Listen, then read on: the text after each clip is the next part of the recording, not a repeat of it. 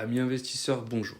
Dans cette vidéo, je vais t'expliquer les principales raisons qui font qu'aujourd'hui, je ne détiens pas du Nvidia.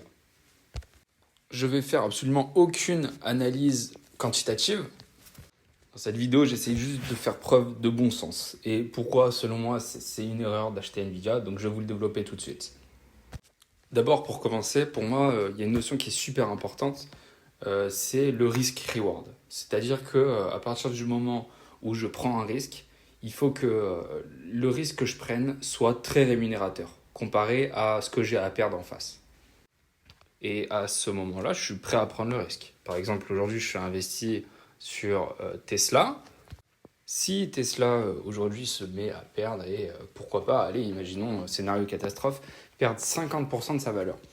Eh ben, je vais me retrouver dans une situation où je vais me dire, ok, c'est chiant, j'ai perdu. Mais par contre, je ne considère pas qu'au moment où j'ai acheté, je faisais une erreur. Parce que même si du coup, au final, je me serais trompé, eh bien, j'aurais estimé qu'il y avait un potentiel de retour à très long terme, hein, mais de revenir sur ces plus hauts. C'est peut-être une erreur que je fais, mais voilà. Et donc, le problème que je rencontre tout de suite sur Nvidia, c'est que, alors au moment où je fais la vidéo, c'est à peu près la capitalisation boursière de Nvidia est égale à peu près à un tiers de celle de Apple. Et du coup, je me dis un peu, bah, dans le meilleur des mondes, vraiment dans un monde qui est parfait, quelle peut être l'évolution du cours de l'action Nvidia? Et pour moi, bah, je considère tout simplement qu'aller dans le meilleur des mondes, pour des raisons que j'ignore totalement, ce qui pourrait se passer, c'est que Nvidia atteigne la même capitalisation boursière de Apple. Bon, ce qui est déjà un scénario assez fou et pour moi, je trouve un peu improbable, mais ok, pourquoi pas. Mais en fait, ça veut dire que donc, je prends le risque d'investir sur cette boîte. Et ce qui peut m'arriver de meilleur si tout se passe plus que parfaitement, hein, vraiment, je vous dis vraiment, si on est dans un monde complètement fou qui va vraiment dans le sens de la croissance de Nvidia, et ben du coup, ça veut dire que par rapport au cours actuel, on aurait triplé en fait. La capitalisation boursière aurait triplé.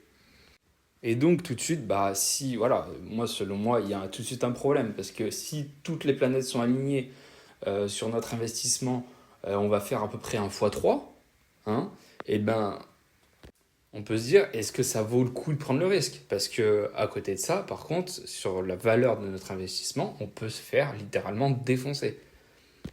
Si pour n'importe quelle raison la croissance de Nvidia n'est pas celle qui est attendue, il y a voilà, une baisse de cette croissance, mais là ça va être vraiment un bain de sang sur le cours de l'action.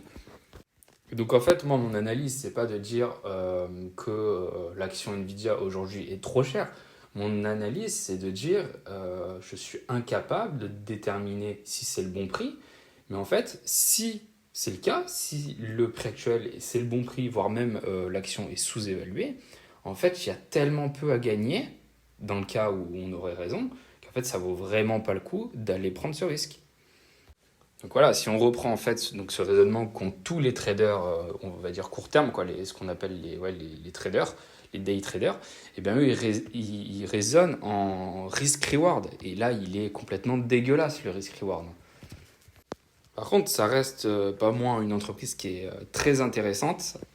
Et si vous voulez, pour être très clair, en fait, le jour où sur BFM TV, on va commencer à faire une petite rubrique qui parle de la chute en bourse de cette action, ou des vidéos des plus gros youtubeurs américains qui disent ben voilà, des trucs alertants sur la boîte suite à un effondrement, bah là voilà, ce sera clairement le moment où il faudra s'y réintéresser.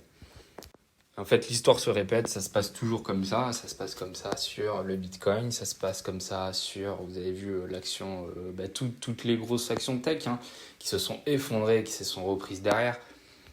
En fait, c'est toujours la même chose. Alors, il y en a plein qui tiennent ce discours. Alors, il est plus facile à dire qu'à faire. Hein. C'est facile de dire, bah voilà, quand tout s'est effondré, on investit dessus. Et quand c'est sur les plus hauts, bah faut pas acheter. Sauf qu'au final, même ceux qui disent ça, l'écrasante majorité, bah, qu'est-ce qu'ils font? Ils achètent pas forcément au plus haut, mais ils achètent voilà, un prix qui est quand même assez cher. Et l'écrasante majorité panique lorsque ça s'effondre. Et voilà, moi c'est pour ça que par exemple j'ai acheté du Tesla, alors qu'aujourd'hui c'est une action dont très peu de personnes maintenant parlent. On parle que du ralentissement de la croissance de la boîte, mais c'est très bien comme ça. Voilà, alors c'est tout pour cette vidéo. Alors je pense que énormément de personnes vont être en désaccord avec ce que j'ai dit dans cette vidéo. Bah voilà, si vous avez quelque chose à dire, vous avez l'espace commentaire et je me ferai un plaisir de répondre. Donc voilà, si c'est constructif. Après, si c'est juste pour venir mettre un commentaire négatif, bah ça sert à rien de laisser un commentaire.